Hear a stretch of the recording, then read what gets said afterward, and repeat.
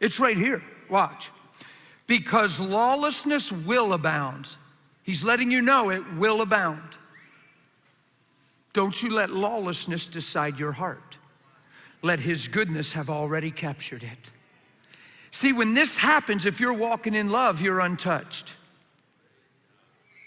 If you're a Christian for your sake, when this happens, you'll be wondering why God's letting it happen and what did I do wrong and what door did I open and why do you let him treat me that way if you love me? You show me one person that ever had that mentality that was encouraged in producing life. It won't happen.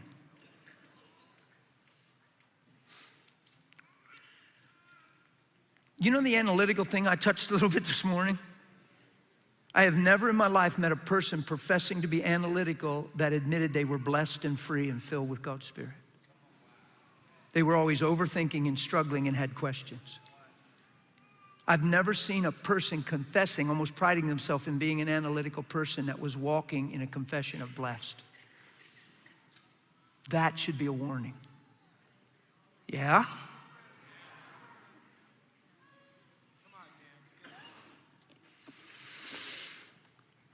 Because lawlessness will abound, watch. The love of, here we go, will what? Now that's fascinating because that's telling you that people were walking in love. They had a revelation of love. But they got their eyes on lawlessness and it began to overshadow and outweigh the love that they had become. Are you with me? It doesn't say they never knew love in the first place, so they were sitting ducks. It said the love they knew went cold because they didn't take earnest heed of the things they heard. And they got their eyes on what was wrong and they missed what was made right. And they failed to see that they were created to be a response in the situation, not a recipient of the situation. So they took on the situation instead of shine into it. Are you with me? Watch. Lawlessness is going to abound and the love of many will grow cold. So what is the purpose of the false prophet thing and all the lawlessness abounding and Satan moving in people to get all this stuff to happen? Is he trying to give you a rough day and break your heart? Is he trying to blow up your circumstances? He's after love. Because the thing that he can't defeat about God is love. And you and I, before we knew God, didn't deserve anything from God, and he gave us his son and his kingdom. You can't beat a God like that. There's nothing you can do to stop him except get the people to not believe it's true and receive it. Are you with me? But he who endures to the end. Now I know people read this and freak out and they think, well, why aren't we even making it to heaven? And it's always about, are we going to heaven? No, you want to make it till the end, write a legacy and bear fruit that remains. You're going to endure to the end and be saved. The word saved there means healed, delivered, protected, preserved, made whole, and kept safe and sound. Yeah? So what do you say we maintain love? I got a vision in my bedroom in about 1999, 2000. It was probably before 2000. I was in my bedroom interceding and praying.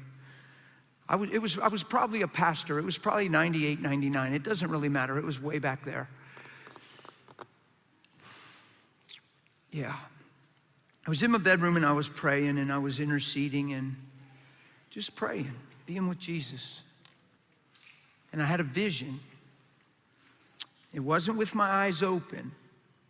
I had my eyes closed and I was singing and I was praying and this vision unfolded in front of me and I stopped singing and I had music. I had a piano playing just on a CD. It was just flowing and playing and I was just had that flowing and I was just standing there just kind of probably swinging like this and the vision just unfolded. I never opened my eyes. You know what I mean? I saw these corridors that were dark and dingy. There were little lamps, kind of looked like a movie scene when you're inside a whole bunch of caves.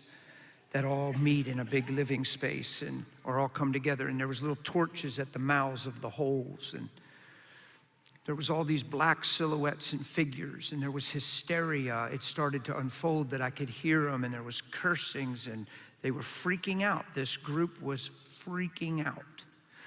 And there was a tall figure in the center of the chaos and all the figures and the silhouettes that I was seeing. And he was standing, he was hooded, and he was just standing like this. Silent and motionless. I saw a side view. He was like this. You're in a vision. God's given you understanding. I knew it was hell. I knew it were demons. I knew it was Satan. A newspaper came through the vision. Jesus Christ raised from the dead. And a big, bold exclamation point passed right through my vision. A newspaper headline, Jesus Christ raised from the dead. And it just went out of the picture.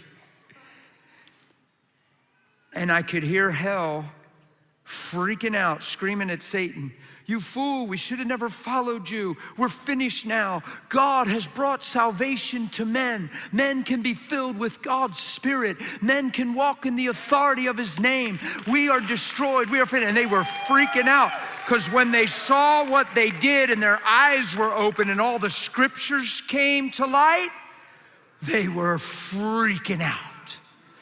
And Satan's standing there, and it reminded me of Ziklag and David, and when the town got burned and they took all the women and children and they wanted to stone David, and everybody was freaking out on David, and David had to encourage himself in the Lord. And that's the scene it reminded me of, only it was demons and the devil, and he has authority, and he's the devil, so he was head and shoulders above everybody, and it represented authority, and I knew who he was, and he's hooded the whole time. And all of a sudden he lifted his face, and I saw this figure of a face, and it got a sinister look on it. And he yelled real loud, even though they were all freaking out and they looked like they were turning on him. He said, "Silence!" And they all silence.